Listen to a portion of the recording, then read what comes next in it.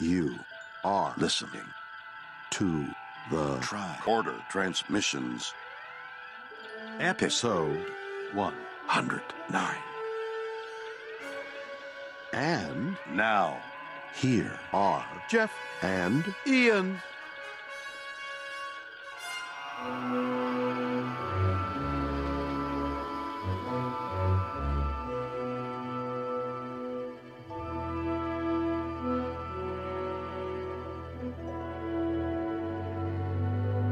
Hi everybody, and welcome to our Tricorder Transmissions original mission coverage of Gold Key Comics, issue number 21, The Mummies of Heitius VII.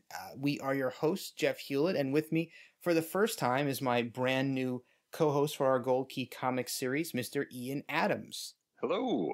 Hi there, sir. How are you? I'm doing great. You? Yeah, I'm doing really well. I'm excited to kick this off with you, starting with issue 21, and we're going to go back at some point in the near future and revisit the first 20 issues. Maybe we'll do a couple of installments, and you can go back and weigh in on those. But pretty exciting to have you here, and I know that you're excited to talk about these. You're a comics guy. Yeah, absolutely. That was the culture that I was born into, raised with. My dad was a comic artist. When I was a kid, I would draw my own comics and everything. Now I'm doing my own even. Yeah, comics are a language that I know very well. Yeah, that's one of the reasons why we jumped on the chance to get you to come on board Tricorder Transmissions and start talking about these polarizing yet interesting comic books. And I was thinking earlier as I was reading through this particular issue and looking back on the previous 20, I noticed what I felt was a marked change in overall quality of the writing especially. And yeah. I was very surprised. It felt a lot more like a TOS episode to me. That was exactly what I was going to say, yeah. Yeah. So some of the other ones, the older ones, were very weird, very awkward, some really strange dialogue choices. Right. Things just didn't feel like Star Trek. And now it's starting to feel like we're actually reading Star Trek stories.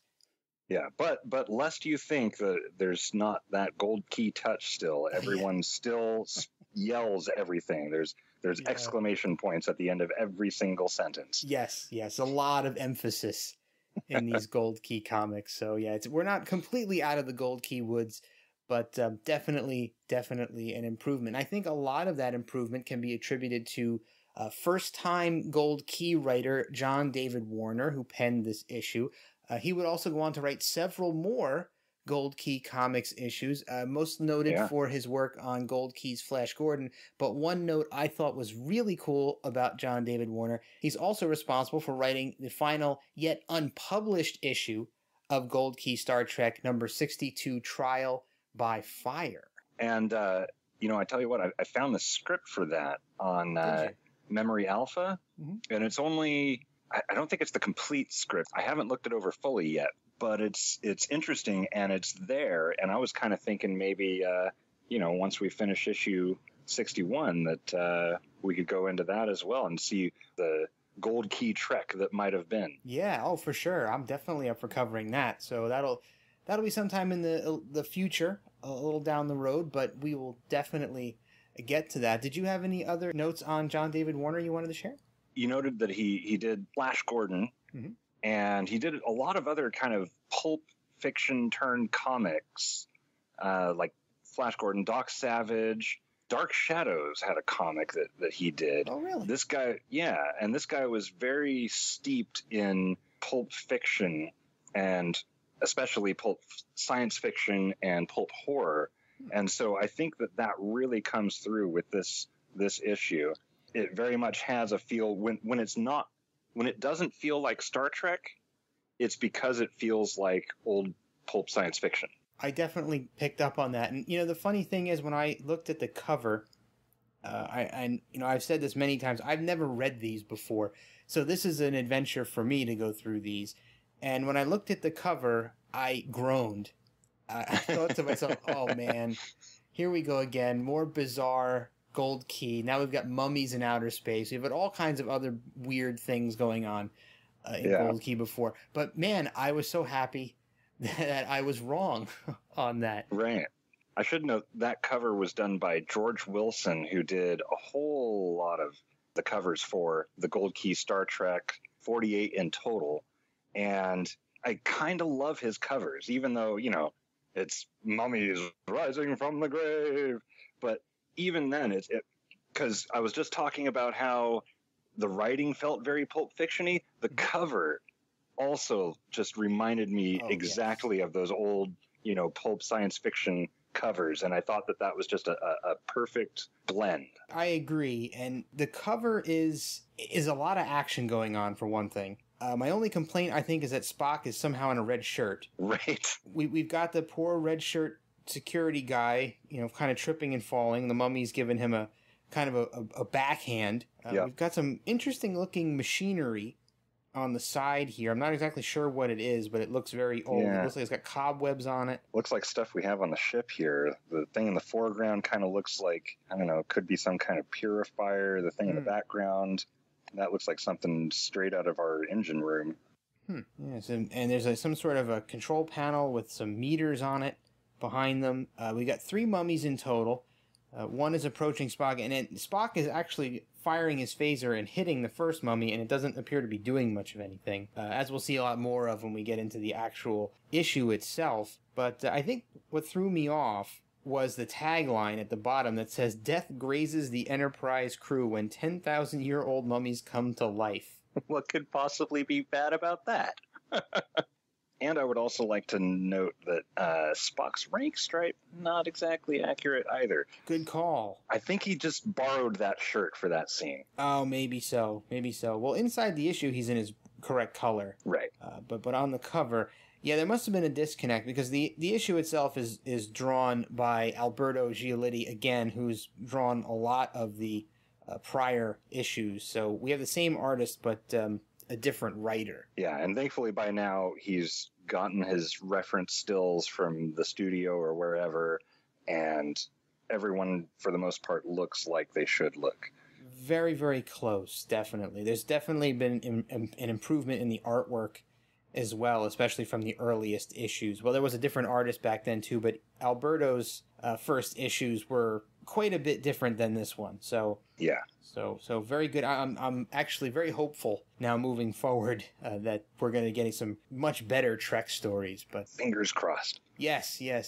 This one came out in November of 1973, while the animated series was still on the air, and it's about 32 pages, as most of the other ones are. Starts out on stardate 3026.5, which of course is sometime in the 2260s. Anything else you want to say about the cover before we open this thing up? Let's get to it.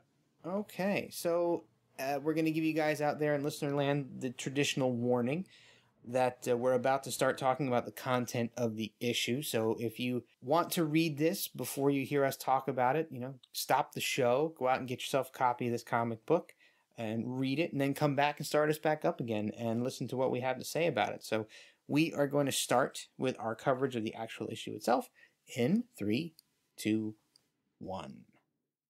So opening up the front cover reveals a teaser page. So of course, much like the original series had teasers before the opening credits, these comic books have a teaser page as well. And the teaser page here sort of mimics the cover a little bit. Quite a bit. In my mind. So we've got 3 mummies. Again, these mummies have some sort of pink apparatus on their waists. Yeah, you know what it kind of looks like? Did you ever watch the Teenage Mutant Ninja Turtles cartoon? Oh, yeah. It kind of looks like that's where Krang should go. Yeah, the little brain guy. Could have been in the middle there. Yeah, and I think Dr. McCoy is on this cover as well. You don't see his face, but Spock calls him Doctor, so I'm assuming that's McCoy. Yeah. And you've got 2 other guys here that are in greenish gold shirts. I'm assuming they should probably have been red shirts, and they most certainly have non-regulation haircuts. Right. And as all these gold keys prior, they give you some weird kind of spoilery stuff here on the first page. There's a text block up in the upper right that I'll quickly read off. It says, "Space, a great dark canopy draped silently across the universe, veiling its mysteries. The crew of the Starship Enterprise search out these mysteries, but none they'd encountered before was as fearful as the secret of Heitius VII. Or maybe Heitius That could be. Or Heitius? Yeah, that might be. Who knows? I don't know. I'm going with Heitius just because it sounds good to my ear, so... Sure. Not sure if that's correct. If anybody has any ideas, let us know. It is a marked improvement, though, on the planet names from early in the series, where they sort of would make up things like Planet Question Mark or Planet Zelta. Planet Question Mark was probably one of my favorites. Thank you for bringing that back to my mind. So we're getting a little bit of dialogue here as well about the phasers. Don't seem to work on the mummies, and Spock is encouraging Dr. McCoy to keep firing because it's our only chance. Now, once again, we have some oddball-looking phasers here. They don't look like the phasers we're used to seeing, and they don't look like the Cage-era phasers either. No, you look at him, and you can kind of tell that he was going for the regular TOS phaser. Right? Like, yeah, kind of, but just didn't quite make it. Just didn't quite make it, no. They're a little too round. They're cylindrical. Yeah, right. Yeah, but I mean, you know, overall, it's a great image. It's a cool action shot. Yeah, I like the guy running away. Yeah, the chicken, he's taken off. He's I don't know if he's fit for duty. No. To be honest. He should definitely be disciplined. That's a court-martial waiting to happen right there. Yeah, big time. Big time. He doesn't even look injured, so I don't know what... and he's leaving two of the ship's most important officers to pretty much fend for themselves. The other guys ain't even shooting. No. So I don't know what's going on here, but... So any more to say about the splash page / teaser before we jump into the actual story? Let's do it. All right, so we are doing it. So part 1, we're going to break this up into pieces like we've done for all the other issues. We're going to run through a bit of story. We're going to stop and talk about it, and then we're going to continue on. So I'm going to start off with the beginning of this, and where Mr. Spock and Dr. McCoy and a security detachment from the Enterprise curiously take the Galileo shuttlecraft down to Heitius VII, which is classified as a Class MZ planet, to pick up an alien mummy from an archaeological dig that's going on the planet's surface.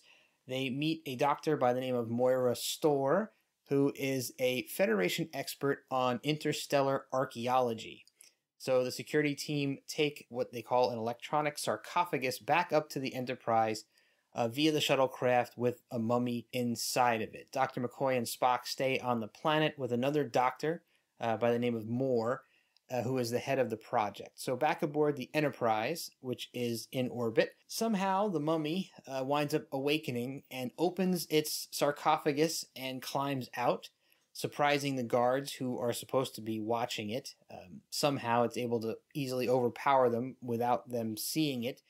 And the mummy inexplicably proceeds to the ship's central computer core. Once it's there, it knows how to work the controls inside. Somehow. Don't know exactly why and what it's trying to do. And then, just as mysteriously as it got up, it returns to the sarcophagus and appears to lay back down and close itself back inside of it. So just then the guards wake up and they call up to the captain, who doubles the guards and strangely doesn't appear... too concerned about it at this point. He doubles the guards, but we still have no idea, and nobody suspects the mummy yet. So why don't we pull the car over here, and we'll talk about some of the interesting little tidbits that happened during this opening sequence. Something that stuck out to me, Ian, is that the Federation, according to Gold Key, the Federation has an Alien Life Studies Institute. Right. Which, I mean, that makes sense. Yeah, we never heard of it before, but I like the Gold Key creating its own canon. Yeah, and you have to remember that at this time, the only thing that they had to go off of was the original series, which was not much, 76, 77 episodes? And yeah, I can hear all the people out there that are like, no, it's 78 or it's whatever the number was. Oh, no. And... you know, a little bit of the animated series so far, and that was it. Mm-hmm. That was all the Star Trek that had existed so far. And so at this point, it's kind of a wide open canvas for them to add stuff like this, like a Federation Alien Life Studies Institute. Why not? Yeah, no, that's one of the things I really like about Gold Key is they try to push the envelope and add new things in. I mean, they could have just kind of gone by the book or whatever they had and just used that, but It's pretty cool. They'll add little touches like that. Neat to think that there are scientists out there under the banner of the Alien Life Studies Institute digging up mummies and fossils and things all over the universe. Although it does seem a little weird that they're actually taking the mummies rather than just leaving them there. You know, why can't they just scan it and then study those scans? You know, because transporting a mummy, that's the surest way to damage it, really. You know, just look at mummies here on Earth, you know. And then I love that on the first page, we call this device an electronic sarcophagus. It will protect the mummy from cosmic rays passing through the ship's hull. Except shouldn't the hull already be blocking cosmic rays? You would think. You know, because regardless of the mummy, you don't want the crew exposed to cosmic rays all the time, right? Absolutely right. I don't know, maybe there's some other lower level ones that don't affect the crew, but would affect the mummies. But I like the concept of the electronic sarcophagus. Is one thing that's really fun about Trek is that they always seem to introduce these highly specialized forms of technology. So someone had to have invented that thing specifically for this purpose. Yes. Right. Yeah. Do you think there's any sort of Prime Directive violation removing those mummies? Well, they're not living creatures, but yeah. I mean, if the society was still alive to their knowledge, then I think it would be a problem. But in this case, you know, it's no different than, you know, say in the Man Trap, supposedly, you know, the two scientists there were studying that planet willy-nilly because there was no civilization there anymore. So I think it's okay. I liked that Moira Starr is introduced as the Federation's foremost interstellar archaeological expert. I kind of wish that they showed more of her. Later on, she kind of goes off the rails for seemingly no good reason, but I thought she was a nice inclusion there, because that was one thing that always happened a lot in the original series, is they would have either a specialist from, you know, the science department in the Enterprise crew, or they would have some actual luminary, you know, some expert in some field with them to assist them on a mission. And so I thought it was a nice callback to that. Yes. Yeah, it's always cool to have that little one-off character introduced to help the storyline along. So let's see. You know, I thought that it was interesting that they went with the Galileo again, even though it's been destroyed before. Right. Well, it's the other Galileo. Yeah, you would think it would be like the Galileo Mark III or Mark IV. Right. Because, I mean, clearly it was destroyed in the Galileo 7. Yeah. And, well, I guess, you know, they could have always rebuilt it and just gave it the same distinction. But I kind of like that they used that, knowing that that was the shuttlecraft from the original series. So thus proving that there was definitely some source material involved. And they even, you know, they got the script of the name on the side of the hull, right? Even thought that was a nice touch. I did think it was a little weird how Spock orders 3 security people to move the mummy. You know, people who have no experience with mummies at all, let alone transporting them. Yeah, well, let them do it. It'll be fine. Yeah, it's like having a security guy move a piano, right? It's exactly. Yeah, you need someone who's specialized in experience. And well, I guess maybe they figured the electronic sarcophagus would be enough. It's just like carrying a big box. Yeah, at least it won't get hit by cosmic rays. Yeah, well, and you know, for a precious cargo, I can't believe that they wouldn't have locked or sealed that electronic sarcophagus in some sort of storage compartment. They just kind of have it sitting in a room with a wide open door and 2 guards standing outside of it. You would have thought, I mean, it's plot convenience, of course. With the door open. Yeah. They're standing in front of an open door. Yeah. I thought that was, it's plot convenience, of course. Yeah. But you know, it's just one of those fun Star Trek things. And the fact that the mummy's room just happened to be so close to the ship's central computer core. Right. And it's able to walk right in. There's no security on the door. It doesn't have to break its way in. It doesn't have to know a code or have some kind of special access. It just kind of waltzes right into the computer core. Yeah. No unauthorized admittance except for this 10,000-year-old mummy. And, you know, how many Star Trek episodes have we watched of just about any series where some unauthorized thing happens on the ship and a console on the bridge lights up and Sulu will go, Captain, there's an unauthorized access happening here. Right. You know, happens all the time. I was just watching some Next Gen a couple days ago, and it happened several times over the course of those episodes. So apparently they don't have all the source material, but or maybe they're adhering to it a little too well, in that the security breach was so easy for this intruder. That's true. That's true. Page 5, there's a final panel of the mummy standing on its own, kind of solo. I thought was really cool looking. Yeah, I definitely agree, and I like the background in these pages as the mummy wakes up and heads over to the computer core. Mm-hmm. It looks like that open door that I was just talking about that the security guards are standing in front of. It looks a lot like the entrance to the shuttle bay that you would see in the series. Right. I wonder how many production stills or shots of the set the artist had access to, because early on in the very early Gold Keys, actually even into the teen issues, the interior of the ship just never looked like the interior of the ship. Only recently have we started to get things in the comics that look, the bridge looks correct finally. Yep. Hallways and other, byways, things look correct. I wonder if it was just a matter of them not having access to, shots of the set or having seen the show at least. Yeah, it must have been. That was a time when A, the show was still new, and B, they didn't have reruns that they could go over. They didn't have, videotape. That wasn't even a thing yet. Production stills would have been it, and those would have been only provided by the studio. And the comic, while licensed, wasn't really a priority to the studio. No, it's just a little bit of an add-on moneymaker. Right. Or in this case, a mummy maker. Oh, man. Corny joke factor is high today, ladies and gentlemen. And you ready to move on to the next part? You have anything else you want to throw out there before we go on? No.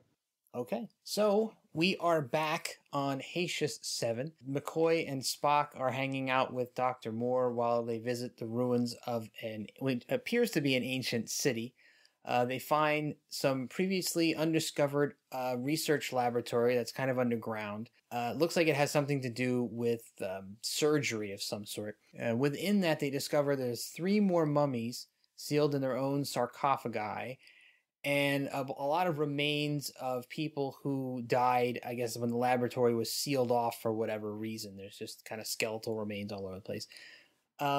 Somebody, one of the security guards, of course, bumps into a sort of a control panel by accident and causes the 3 mummies to revive and emerge from their resting places. They start to menace the team, but again are resistant to phaser fire, as we'd seen in the cover and the teaser page.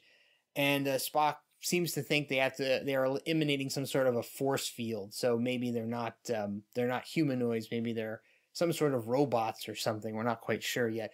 So Spock calls up to the Enterprise, only to find that the ship has left orbit.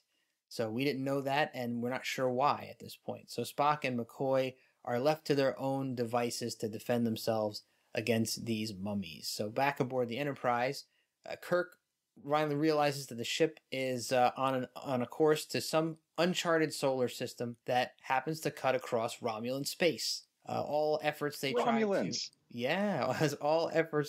to get control back, all their efforts fail.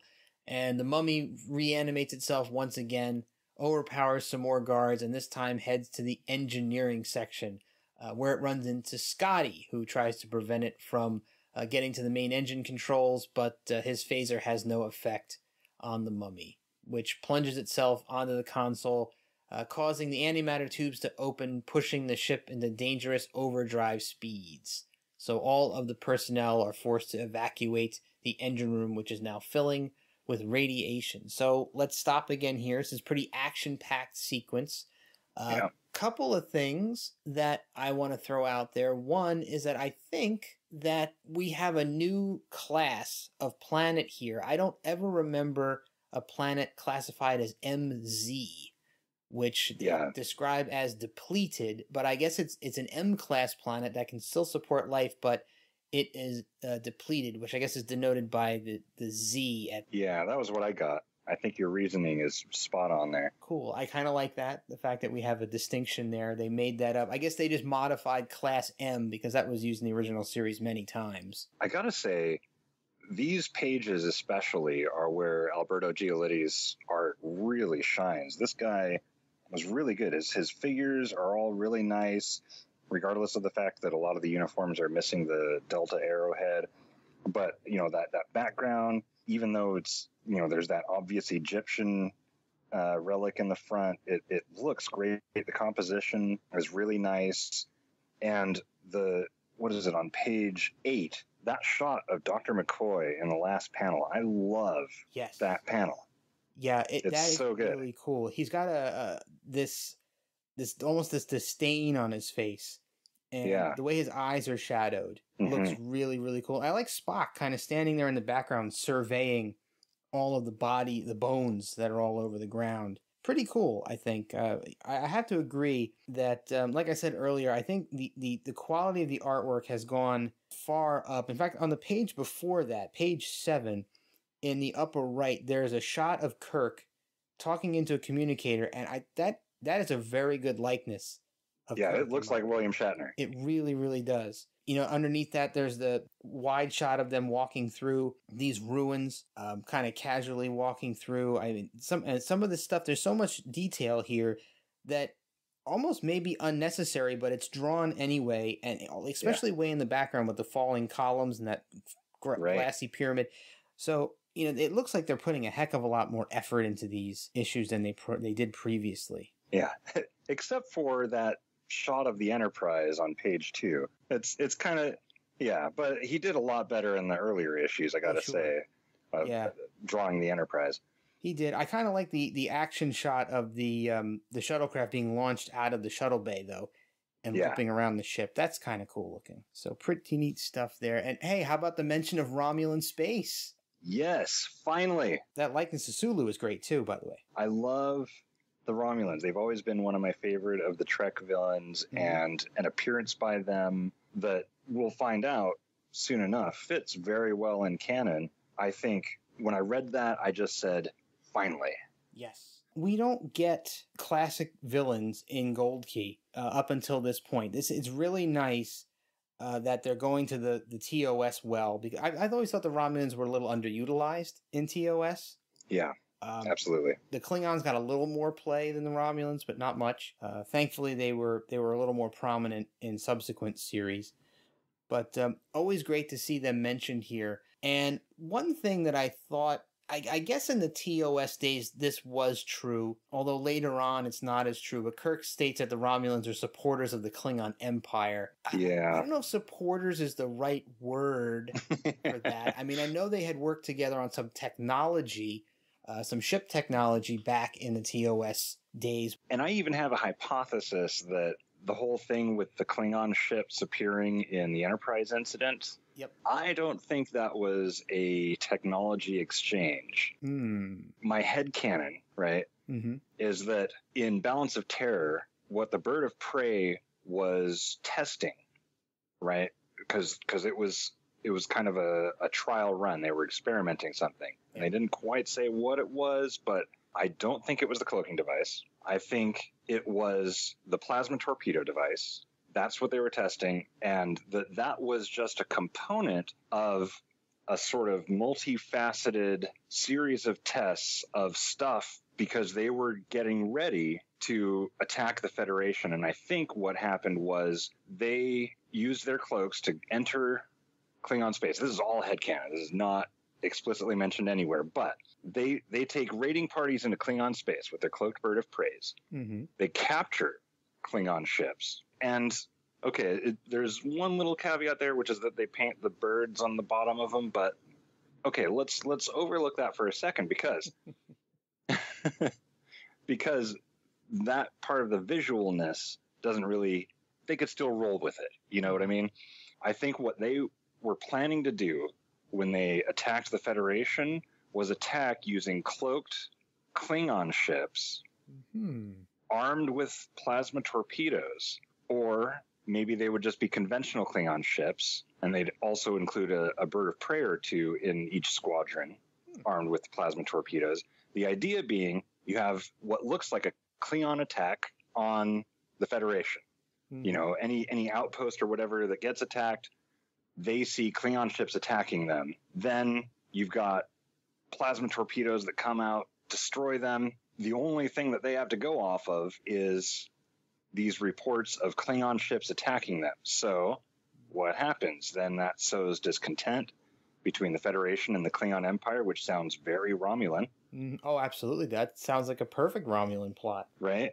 And so then it gets the Federation and the Romulans at war with each other, and then while they're occupied, then comes the main Romulan force. I think that's what happened. But at the time, the assumption for literally decades was that there was a technology exchange between the Romulans and the Klingons, and that explains why the Romulans had Klingon ships in there and all of that. But in my headcanon, that's the reason why, is that it wasn't a technology exchange. There was no treaty, nothing like that. It was all part of their plot. It was a long con. No, it sounds perfectly plausible to me, and I think that's one of the great things about Trek, is that we have so much that we can speculate on that makes total sense because of what they've given us to work with. So, very cool that a Gold Key comic can spur on that type of conversation too. Ding! Much more than previous issues have sparked. And I think there's another big discussion here that I think both of us have come to a very similar conclusion. But yeah. I think that I'm going to hold off on flipping my cards until after the next section of this comic, because I think there's a little more build to come here that's going to add fuel to this conversation that I know that we're both dying to have. Yes. So I think we both know what this is. So let's hold off on that part right now. Do you have anything that you want to throw out about this section before we jump to the next part? I love that it's the red shirt who accidentally hits the thing that dooms them all. Of course it is. That is so classic Star Trek. It is. And he looks so nonchalant when he does it. It's like, oops. Oh, I must have accidentally leaned on that control stud. Oh. I wonder what this does. What does that Captain I. do? Ah! Classic. And then just seconds later, the telltale whirring noise, and all three mummies just happen to wake right up. So perfectly TOS in my mind. So good on you, Red Shirt, for keeping the mythos alive. So, all right, are we ready to move on to our next part? Yeah, let's go. Okay, so this is a little bit of a longer haul. So we're back on the planet. Spock, McCoy, and Dr. Moore and the security team regain their consciousness. Spock takes a look at his tricorder, and he makes a very interesting statement, which this is why I wanted to hold off on our other conversation. Mm-hmm. He states that the mummies are not robots, but they are cyborgs that are half human and half machine. Now, I'm sure everybody out there who's listening to this knows where we're going. The mummies are... Now, here's even more. The mummies are programmed to convert all humans into cyborgs. Where have we seen this before? We haven't seen this before. Exactly. They start with poor crewman Jennings, who is one of the red shirt security guys. So McCoy and Spock can do nothing because their phasers have proven ineffective, and they can't overpower the cyborgs physically. So all they can do is watch in horror as the mummies are chaining poor crewman Jennings to a table. Meanwhile, back on the ship, Kirk calls a conference as the ship is flying extremely quickly towards Romulan space in an effort to avert this potential disaster that's coming. Dr. Starr has been reading the records that they found on the excavation site, and she tells them that she's learned what the mummy's purpose was and goes into a little bit of backstory here. So apparently around 10,000 years ago, nice round number, Heitius VII was a dying world. Surprise, surprise, many other worlds we've seen in Star Trek so far have been dying due to its natural resources being drained by overpopulation and unchecked technology. So little shades of Mark of Gideon there, maybe. Yeah. The doomed people that were left on the planet in their panic outlawed technology. There was of course, they had a monarchy, so there was a king. So when the ruling king began to die himself, their Ministry of Science decided that they would convert him into a cyborg and hopefully try to stem the tide and change people's minds about technology. But so he was without his consent, mind you, the king was turned into a cyborg. So the king after he was converted into a cyborg, was instructed to announce to the people that he had a plan to make them all into cyborgs like he was, and eventually the cyborg population would leave the planet behind and journey to the stars to find a new home world. And there's a line here that I want to read verbatim because I think it's very important to a conversation we're about to have. The line reads, "It was the ultimate scheme for a politically controlled society. Each man would become a robot programmed for a specific purpose." So the Haitian leaders and a couple members of the Ministry of Science were converted into cyborgs and programmed to turn all the people into cyborgs. But of course that led to a revolt. The people were not interested in becoming cyborgs.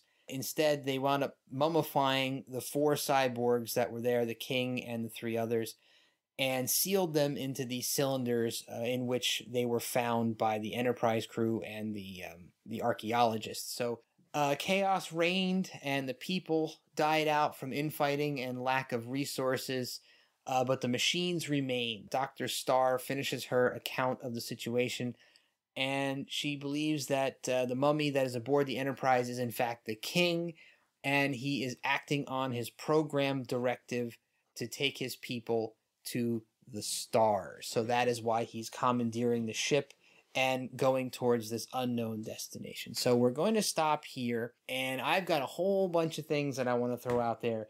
Okay, so before we jump into the most obvious part of this conversation here, I want to really quickly point out something that I thought was kind of cute. Is Chekhov is a security officer now? According to that's a little foreshadowing, isn't it? Yeah, I kind of like that. You know, Chekhov hasn't appeared in a lot of these gold keys, so it's kind of cool that he's here. And in fact, he doesn't appear in this issue. Yeah, I know, he's right? He's just mentioned. Yeah, he's there though. Name drop is good. Name drop is good. He's there for Khan to see him. Yes. Yeah. Oh, good call. So I think on page 15, there's kind of I know this probably wasn't intentional, but there's a frame where McCoy looks like he's reaching out and kind of poking one of the mummies in the butt, which I thought was kind of funny. I'm sure that was completely unintentional, but there was a little butt boop there. Okay, so enough dodging this topic. I know we're both thinking the same thing, but in my mind, the reason why I was so anxious to talk about this issue of Gold Key is I think I don't know what's in the rest of the series ahead of us, but this to me may be the most significant issue of this comic, just because these mummies are, in my mind, these mummies are pretty much the Borg. Absolutely, 100%. They just look different because let's just say they didn't know what they looked like. Right. They're wrapped in bandages, but these guys are essentially the Borg, right? So they're resistant to phaser. They're cyborg, human cybernetic organisms. They're resistant to phaser fire. They have built-in force fields. They assimilate and convert humans into more mummies. Right. I mean, this is very interesting to me. You know, and I think that you're seeing a really great origin story for the Borg as well. I'm not that it is. I'm not saying that this is, but this could be if you want to talk about an origin story for the Borg.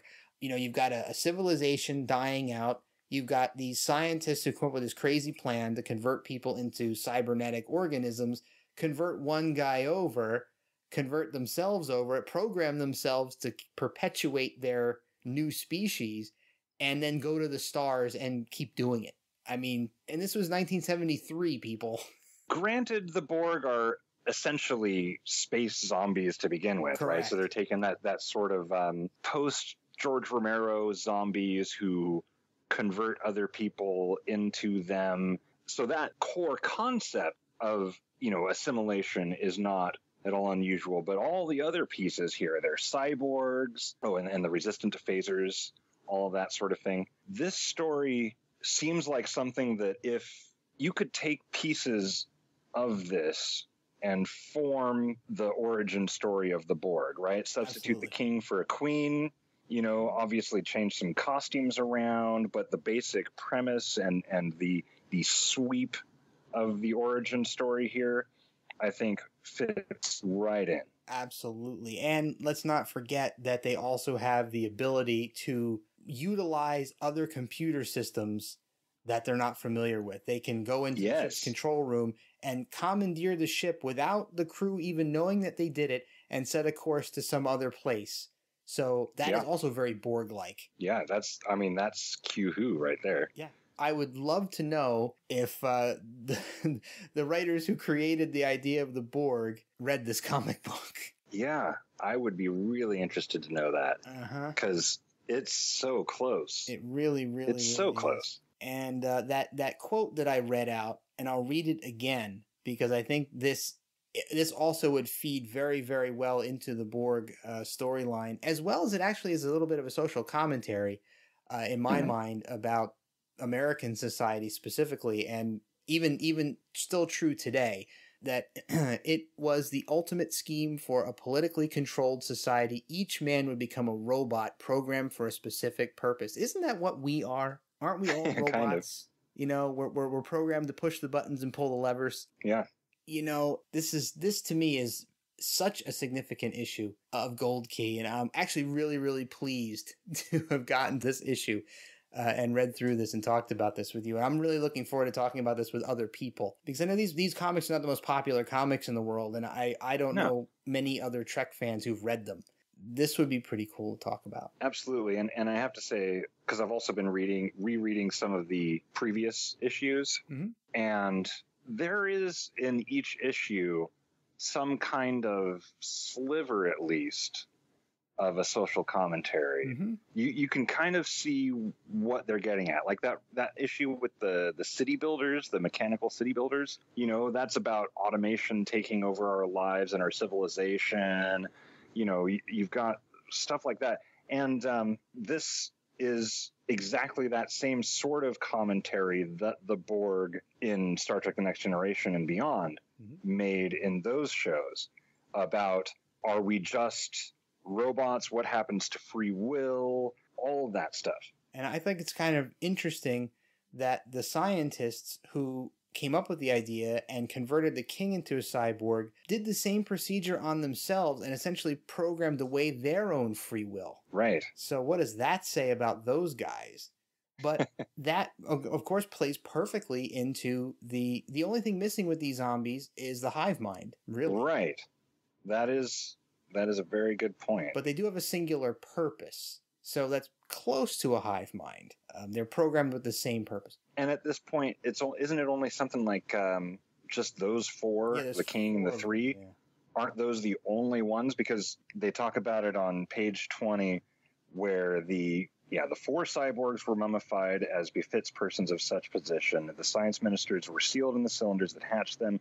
Chaos reigned, but the people had won the right to die on their own terms. So yeah, it was just those four who were the Borg, we'll just call them. Well, they programmed themselves to self-perpetuate. So when the time was right and a ship landed on the surface and they were reactivated, they could rebuild their original planned society. Right. And here's the thing about the Borg, right, is that what they do is they assimilate others so that they can, as the quote goes, add their biological and technological distinctiveness to our own.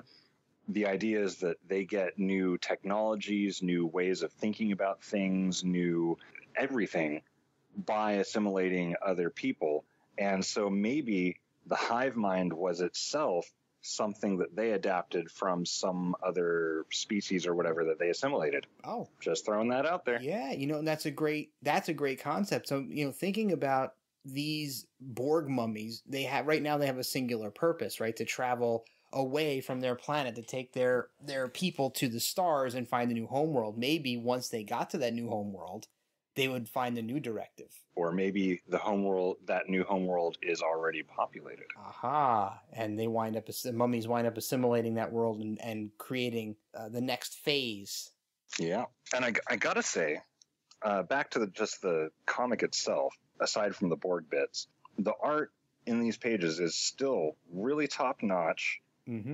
Except for, again, every shot they have of the exterior of the Enterprise is just like, what is going on? Did he just decide to phone it in on those panels? You notice that? Like the one on, page 17, where you've got this weird kind of, it looks like those... It looks like it's squished. Yeah, like those kind of chibi toys that you can get of the Enterprise. Yeah, it's completely. It looks like you took giant hands and just squished it, the front and the back together to make it more compact. Right. And then again on page 20 in that panel where it says it thinks it's taking its people to the stars, and that shot of the Enterprise pulling away, and it just, the proportions are all wrong. Yeah, and I don't know what happened. Yeah, and I don't know what happened because this guy, Giolitti, was in those earlier issues, like all of his shots of the exterior of the Enterprise were really good, but it's just like he phoned it in on those because the art on everything else is all just great. I love that giant panel on page 18 with the dying planet with the dome city and the moon in the background and all of that. Like, that looks amazing. And all of the faces, which the inking, I don't remember who did the inks for it. Alden McWilliams. This guy did a really good job in the inking because there's all these spots where just the shadows overtaking people's faces, sort of adding to the graveness of the situation. It's almost like there's a kind of foreshadowing of regret to what these scientists are doing, what the actions that they're taking for their people. Whole flashback sequence. Yeah, there's a couple. Yeah.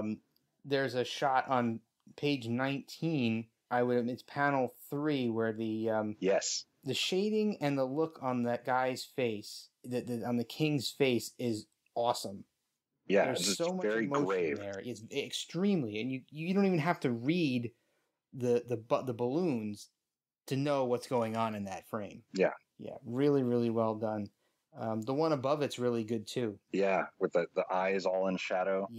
Yeah, really very, well done. Very David Fincher. Yeah, actually, dare I say, it almost mimics the lighting in TOS in some ways. Yeah, that's one thing that I kind of wish they could have done more with this comic, but they only had 4 colors and all that. The printing technology for color at the time was not very good, and because if they had added a lot more of that kind of TOS lighting, I think a lot of people would still be talking about this a lot more than they do now. Yeah, you're probably right. I'm much more optimistic now about the rest of the series after having read this issue. So, anything else you want to throw out about this section before we get to the conclusion? I did like that there was the revolt of the people, and that they won, which I think is kind of an interesting commentary because they won, but then the civilization still died. I like the line, as morbid as it is, they earn the right to die on their own terms. Yeah, that's very dire, but also has a glimmer of hope in it. Yeah, it's very Star Trek. Yeah, extremely. The people got to live out the rest of their lives knowing that they would die, but they didn't have to be subservient to the wishes of these potentially evil scientists. So become mindless drones in a sense. So, all right, let's go for the conclusion here. We're back on Heitius VII. Spock and McCoy are trying to deal with these mummies and stop them from operating on crewman Jennings. It's looking a little bit dire. They're finally able to knock the mummies out by draining the power cells with a constant barrage of phasers on a full setting. So back out in space, a Romulan ship detects the runaway Enterprise approaching their border, and we see an interior shot, and we have a female Romulan commander orders the Enterprise to be destroyed the minute it crosses over their border, which we have a time frame set here is going to occur in about 24 minutes or so. So we've got the classic ticking time bomb of a Star Trek episode introduced here in the comic, which is great. So aboard the Enterprise, Kirk comes up with an idea on how they're going to defeat the King Mummy. Dr. Starr points a phaser at Kirk and Scotty, demanding that they not harm the mummy so that it can be studied by science. So this is another very Star Trek moment, I think, where the doctor who's invested in this work is willing to put the lives of Kirk and crew on the line, despite the fact that this alien is very destructive. So thinking quickly, Kirk grabs a nearby power cable and electrocutes her with it. So then he holds her back while Scotty successfully knocks the mummy out with a massive power feedback through a connection to the engineering console that it's working on. So Kirk then orders Scotty to repair and reprogram the cyborg, which is interesting that Scotty could do that. And then he heads to the bridge. So Scotty succeeds. The cyborg restores the computer control to the ship's crew. Just moments before reaching the Federation Romulan border, the Enterprise reverses course at warp 6, which is actually quite a high warp in the TOS days. So the Enterprise returns to Heitius 7, picks up the landing party, and drops off the mummies and Dr. Star at the Federation Alien Life Studies Institute, and a space station, which is a space station built into a massive asteroid. Kirk forgives Dr. Star for her rash actions, and the Enterprise speeds off for Centaurus 5 for some ship overhauls and some crew rest time. So that brings us to the end of the issue, and we got to see your Romulans, Ian, with a female commander. Yeah. With an eye patch. With a badass eye patch, Hell yeah. I love that the Centurions have helmets, and you can see, like, I think this was another one of those cases where it was like the artist saw the episode, but he couldn't, record it and keep going back and reference it, and he didn't have any stills or anything. He was like, oh, right, they have helmets. They're kind of like space Romans. Okay, I'll make them kind of like Roman Legionnaire helmets. But it works. The costuming of these Romulans, they feel like they fit right in with TOS, and that bridge even feels, while it doesn't look like the Bird of Prey bridge that we'd seen previously, you look at the design of that ship, that's obviously not a Bird of Prey. Mm-hmm. So that's okay for it to have a different bridge configuration, but it still feels Romulan, importantly. It does. They did a fantastic job, and you only see them very briefly, but it's pretty well done, in my opinion. It definitely feels TOS to me. They definitely feel, I love the eye patch, and yes. I love the fact that they had the female commander, so obviously the writers and artists had seen the Enterprise incident. Yeah, fantastic stuff. So and of course they had the pointed ears, which is perfect. Important too. Very important. All the details were there. Yet another measurement of time is introduced in this issue, 3.7 stellar minutes. Right, so contact at 0.0 and 3.7 stellar minutes, and then you flip to the next page and it's 38 stellar minutes. Yeah, I'm very fascinated by the different measurements of time that get introduced. You have we've had lunar minutes, lunar days, sun hours. Yep, it just seems to be interchangeable, I guess, depending on who's writing them. Always fascinating. I have no idea what the conversion is from minutes to stellar minutes. Don't know. Hopefully somebody can, maybe someone's written that up out there on the internet and I just haven't found it. Little JavaScript app. Yeah. We need to get on it, fans. Yeah, we need an iPhone and Android app that'll convert the different time codes. There we are. And the last line of the comic is kind of a quasi-religious amen, which I thought was interesting. They some of these Gold Key issues have some religious references in them, and we know that Star Trek traditionally, with the exception of very few episodes, doesn't have any real religion in any of its crew members. So that kind of stuck out to me a little bit. Yeah, that's a common thing. Sure. Even I say it. Amen. Yeah, I know. I always like to point that out when there's a religious reference in the next issue too that we'll be talking through in a little bit here. But interesting. So, any other thoughts here on the end?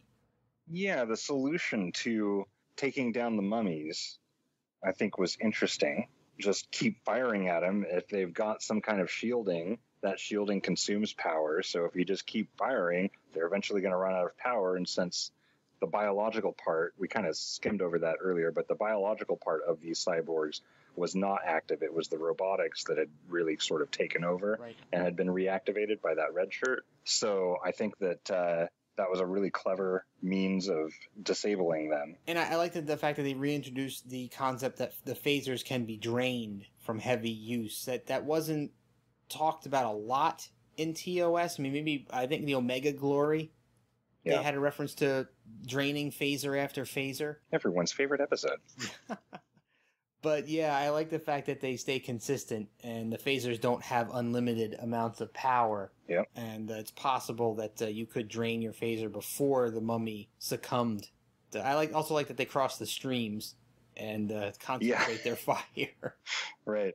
And then Dr. Starr sort of, gets into an argument with Kirk there. I think it was kind of weird that she points a phaser at him. Did you notice that? Mm-hmm. Yep. Why not just yell at him? You don't need to threaten violence, right? Like, this is enlightened humans for the Federation and all that, right? Like, well, it's Star Trek. And you're a person of science. They do go off the rails sometimes. We've seen it before. That's true. That part did strike me as a little odd. I would have expected her to just be, really frantic, like, no, you can't let this valuable scientific discovery get destroyed. Instead, she points a phaser at him, and then he has to, like, connect these jumper cables together, which seems maybe ill-advised to do that close to another human being. Yeah. And without warning her or anything. I mean, that could seriously do damage to someone's eyes. Oh, for sure. So I also love when they shock the mummy on page 24, he looks like he is about to drop some sick bass. Nice. I love that console, pose. Yeah. Yeah. But, speaking of Dr. Starr, that particular, minus the phaser part, she's actually playing a role there that we've seen Spock play in the past. Oh, yeah. Arguing with the captain over scientific choices, preserving a race. And, I'm thinking of the Horda specifically. Yeah. Where they have a quasi-argument about the merits of saving something for the benefits of science and research versus killing a dangerous alien. So I kind of like that they substituted it. But if you look at Spock in this issue, since we're on the topic of Spock, he doesn't do a lot that's very Spock-like. I mean, he does some analysis. He comes up with some theories. But, right. He's not this totally the Spock that we would expect him to be. You know what he seems like is he's less the ship's science officer and more the ship's first officer in this issue. Yes, very well said. I agree. He's more like Riker in this. Mm-hmm, mm-hmm. Yeah. Any other things to say before we close up? Well, it is interesting that they get so close to the Romulan ship. That they're in the same panel, right? And that it's, I don't remember. Did they mention the neutral zone, or was it just No. 0.0? It was the border of Romulan space, so there was no neutral zone reference there. Yeah. So if they had included that, I probably would have been, jumping for joy. But and then in the last page, the Enterprise looks right. Right? No like, look at that. reason. That is but I love that little asteroid starbase thing on the last page. Very, very creative. And very Star Trek. Yeah.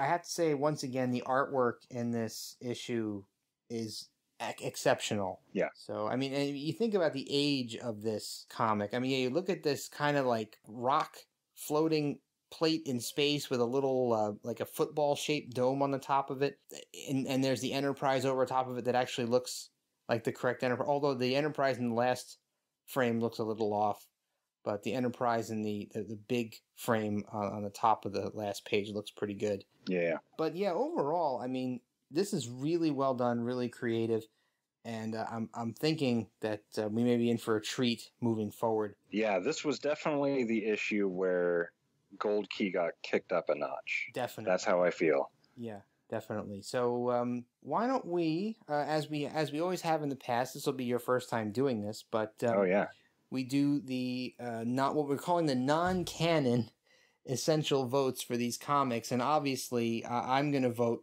essential on this one. I think this is a very significant and maybe preliminarily the most significant Gold Key comic. Yeah, this is essential. I totally agree with you. This is, if you're going to read one Gold Key, at least of the ones that I've read so far, this is the one to read. Absolutely essential. I completely agree. And, I love the fact that we get introduced to what is essentially the Borg 15-ish years before the actual Borg show up, right? Uh-huh. In Next Generation. So what year did they actually show up? It was the late 80s, right? Yeah, so let's see. Season 1 started in 87. Borg showed up in season 2, so it would have been either late 88 or early 89. So yeah, 15-ish years. So maybe the Borg are here. Maybe this is the origin. Who knows? But fun to speculate on. Great conversation. I can't wait to hear what some of our listeners think of this. And I'm sure we could get into a lot more deeper conversations about this in the near future. So, Ian, this has been awesome. Glad to have you on board. This is a lot of fun to talk about this issue. Anything you want to say before we close up? Where can people find you on social media? Oh, well, you can find me usually, I'm most active on Twitter. My handle is at Ian128K. I've also got my comic that I've been working on, and if you want to see the sort of day-to-day production as I work on getting it ready for launch, you can follow at In the Starfleet. If you want to follow me on Facebook or whatever, you can. I'm just facebook.com/IanJAdams. I'm not very active on Facebook, though, so just fair warning. And that's it. All right. And if you're looking for more information about our show, the tricordertransmissions.com is your place to go. We are on all the social medias. So facebook.com/tricordertransmissions, at TTT_pod on Twitter. We also have a merchandise store on redbubble.com. If you search for the Tricorder Transmissions, you'll find it, or you can click the link on our website. And be sure to leave us a review on iTunes if you would be so kind. We have a couple of different streams there, so if you look up the Tricorder Transmissions, you'll find all of them. We'd love to hear your feedback on our show, either there or on Facebook. So, please get in touch with us. And thanks again for listening, and we'll see you next time.